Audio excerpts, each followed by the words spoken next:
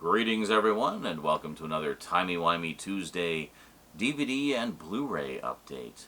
Now, today is not Doctor Who, but kind of peripherally related to Doctor Who, but is most definitely some British sci-fi.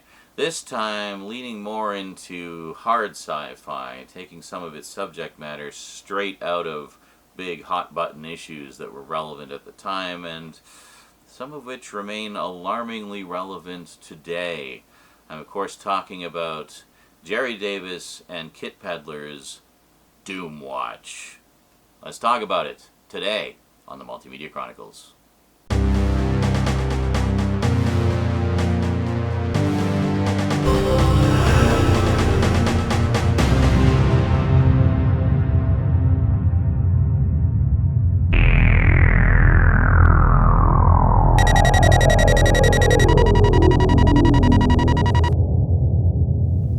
Back.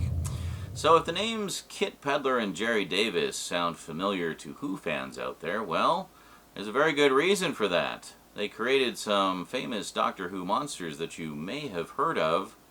Oh, you know, just the Cybermen. Yes, they're the creators of the Cybermen. Yeah, they actually wrote the first three adventures of the Cybermen, namely The 10th Planet, which was also William Hartnell's swan song. Great last adventure for the first Doctor.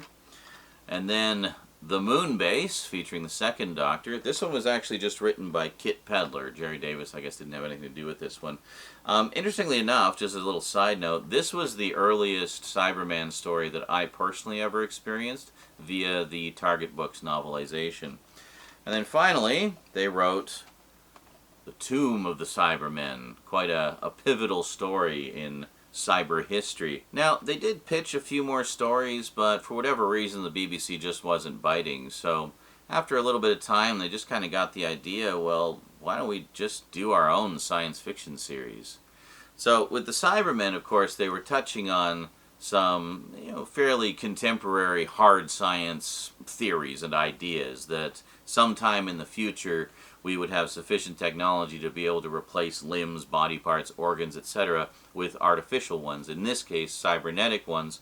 But the idea with the Cybermen was almost like a cautionary tale showing that, that can go horribly wrong because you replace so many parts of your body with cybernetic parts, how much of your actual humanity is left. So it posed some interesting moral questions and so forth, and that's the kind of science fiction that Gerry Davis and Kit Pedler really liked to dive into. So for their own series, they kind of wanted to continue in a similar direction, dealing with hard sci-fi concepts and moral questions and things like that.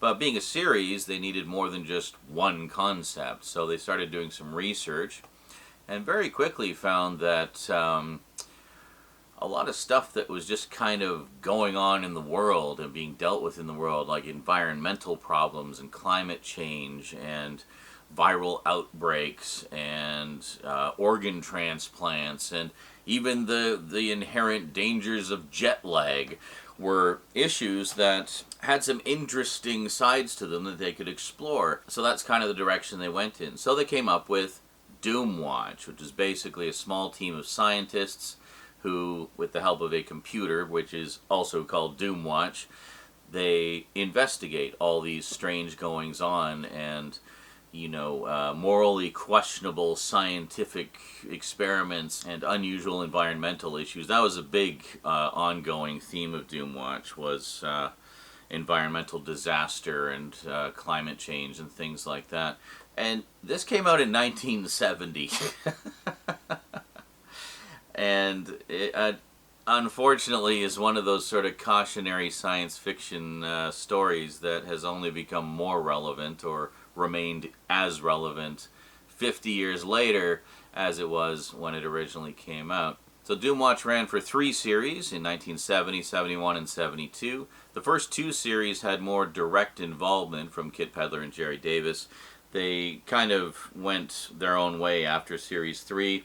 The BBC continued and turned it into more of a, straightforward sci-fi thriller series, and it didn't really have the same edge that it did during the first two series. It's kind of like what happened with Survivors, if you remember Survivors. The first series was really good, and that was the one that Terry Nation was most involved with.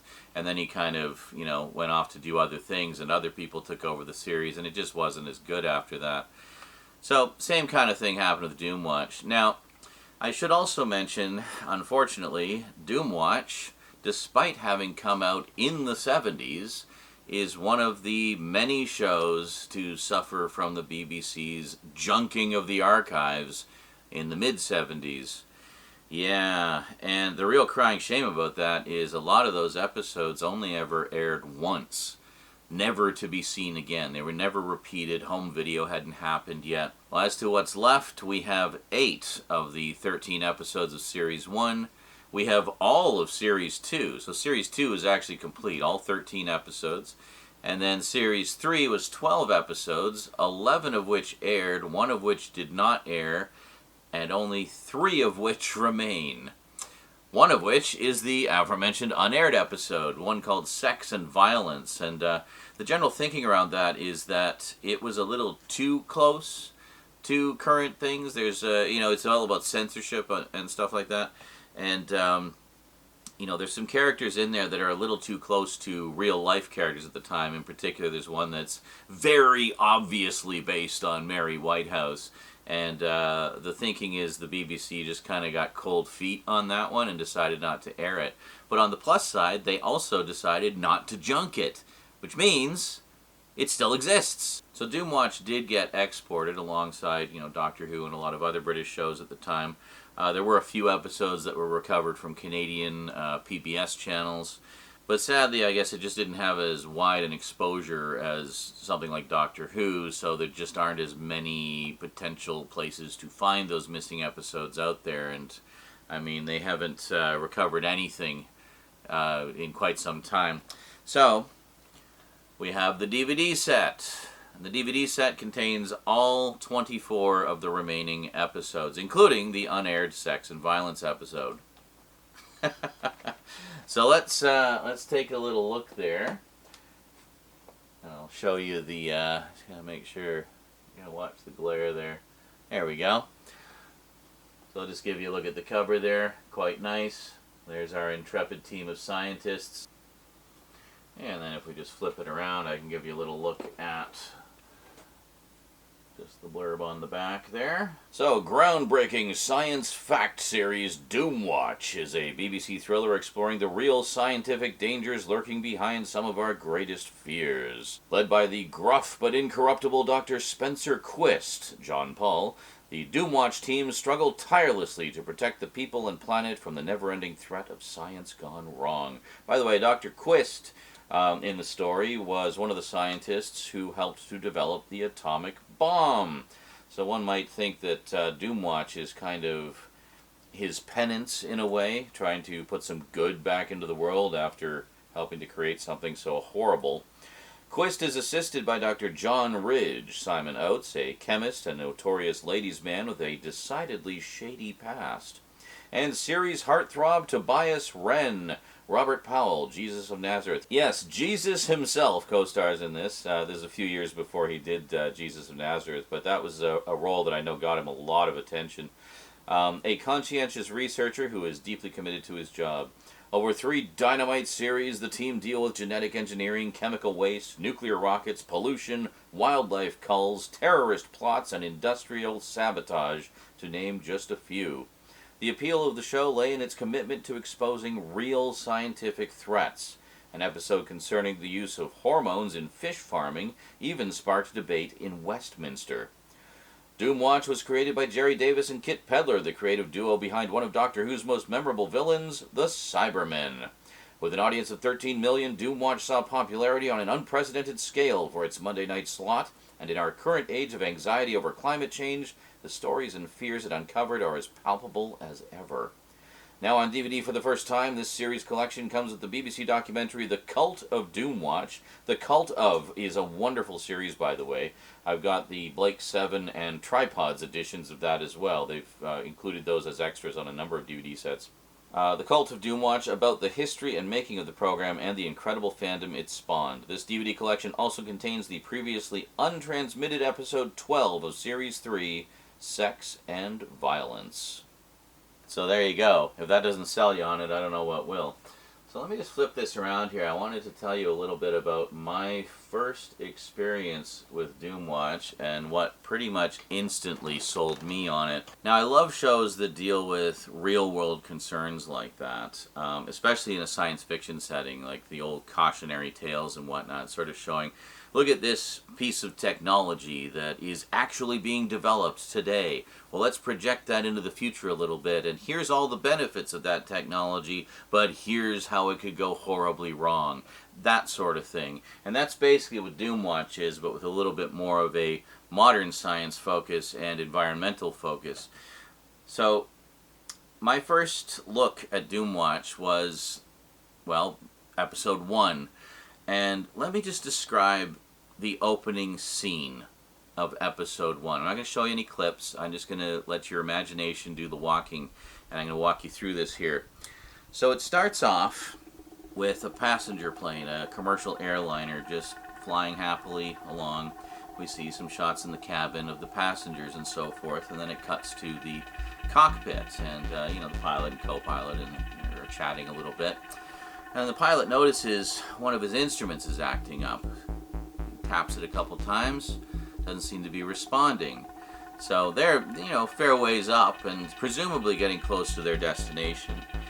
So the co-pilot gets up and he goes over and pulls a panel out, and it exposes a bunch of the circuitry, the workings of the cockpit, and there's like it's not a wire, but like I think it's like a wire, covered wires, like one of those I don't know what you would call it, but one of those plastic tubes that kind of you wrap around wires to kind of keep them together and keep them out of the way.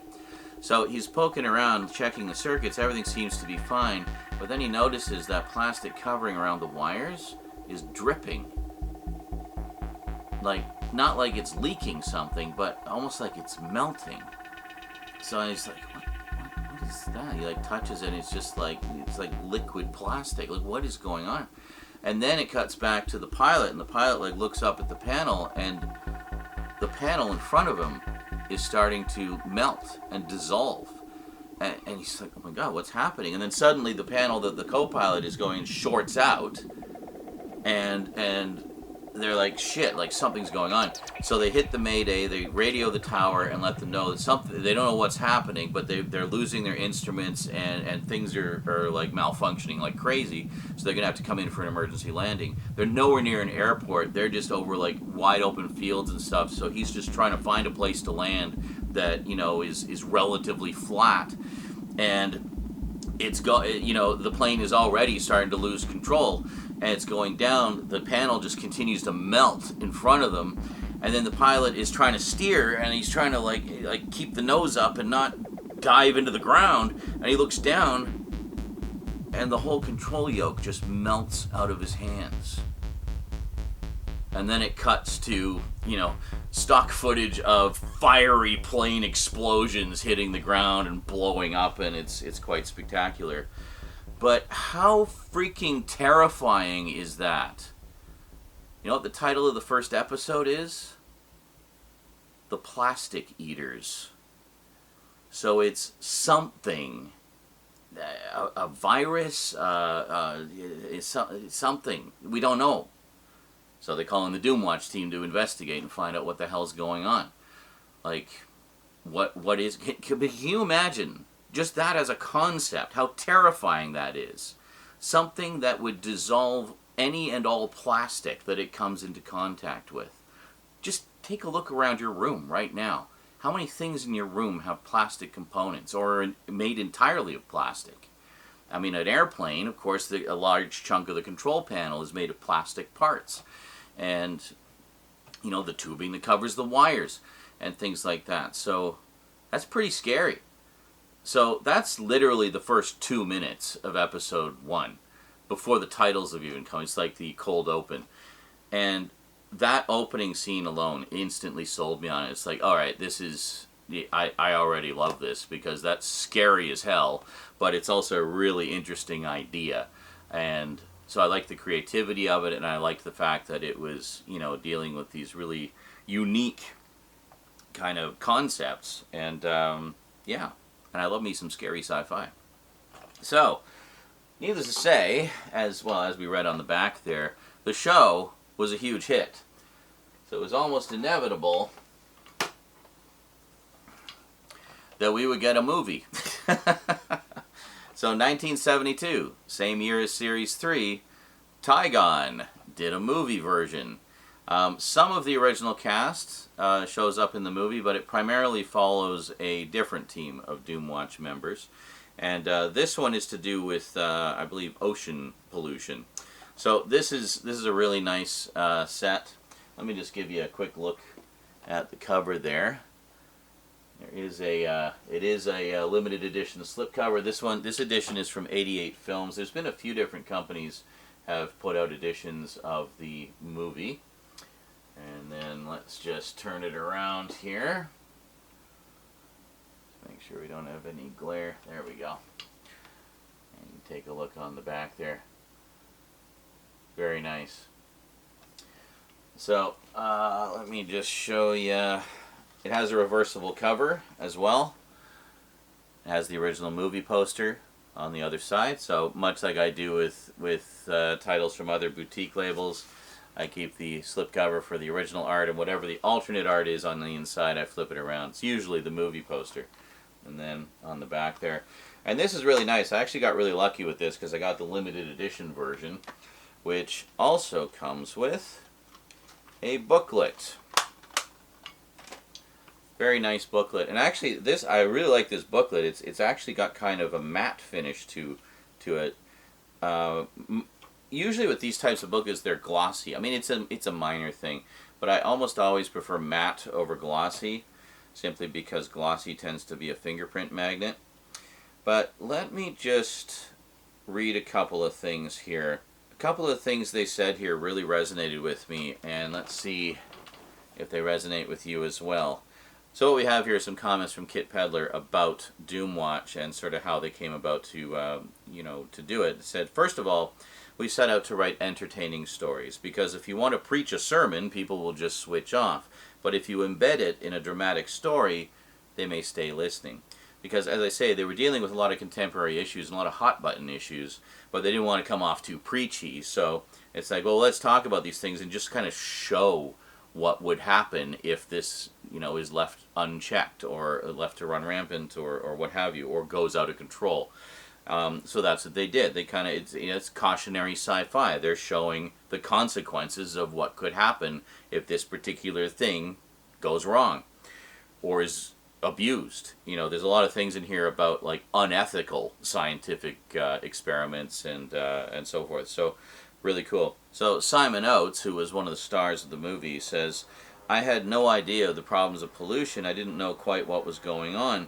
But if you do 13 50-minute programs, each one of which is devoted to some aspect of the ecological disaster, then you have to become more aware of the problems as they are. You realize more and more, and I've said this before, that in about 50 years, it's going to be too late unless something's done about it immediately.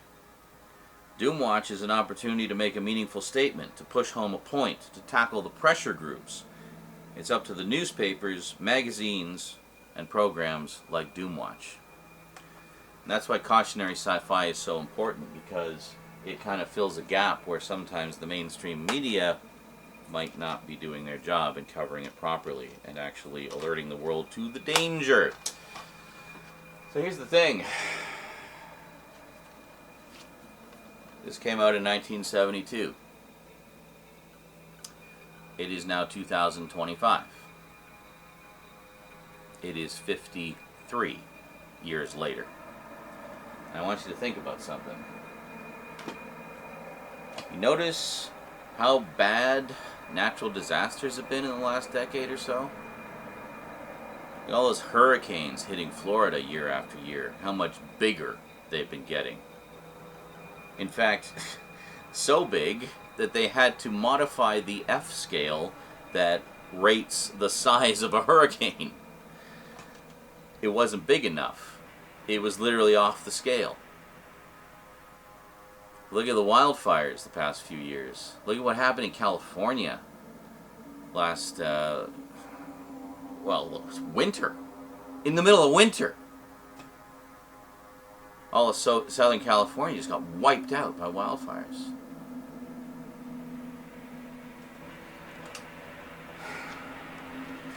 I think more people need to pay attention to the cautionary sci-fi out there. It's not just fanciful stories. They're telling us what's going to happen. Kit Pedler and Gerry Davis are not just hack writers. They're doctors. They got PhDs.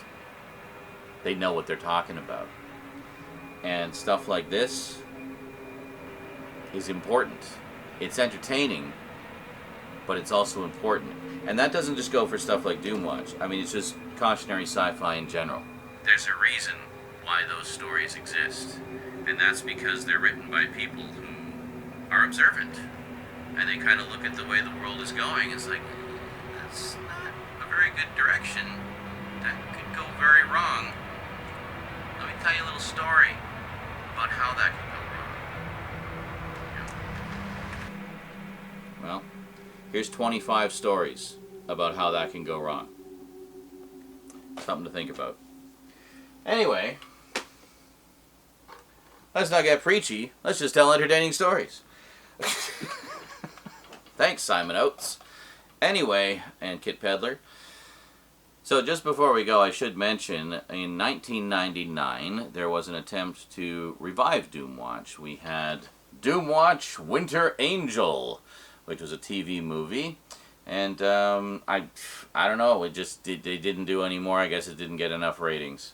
But there is a DVD release of that, one single solitary DVD release, which I was gonna get, but I couldn't find it for a price I was happy with, essentially.